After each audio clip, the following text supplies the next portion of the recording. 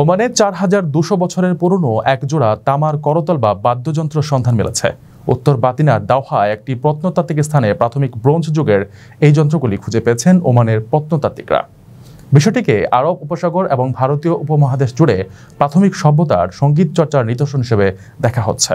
সুলতান Qaboos বিশ্ববিদ্যালয়ের প্রত্নতত্ত্ব বিভাগের প্রধান ডক্টর খালেদ এ ডগলাস গণমাধ্যমকে বলেছেন, এই প্রথম আরব উপদ্বীপে পুরনো আমলের কোনো বাদ্যযন্ত্র এত ভালোভাবে সংরক্ষিত অবস্থায় পাওয়া গেল। ডগলাসের মতে ধর্মীয় উদ্দেশ্য এই বাদ্যযন্ত্রগুলি ইচ্ছাকৃতভাবেই স্থাপন করা হয়েছে। একটি বৃহৎ কাঠামোর কোণে করতালগুলি স্তূপীকৃত অবস্থায় পাওয়া গেছে।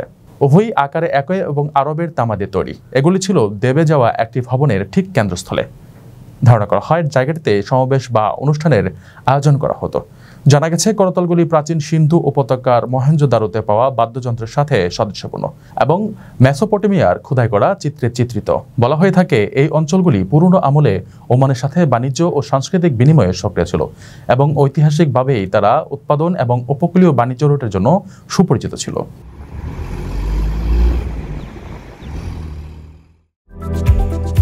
আকর্ষণীয় রেট ও দারুণ সব ডাটা বান্ডেল পেতে আজই ব্যবহার করুন ফ্রেন্ডলি সিম।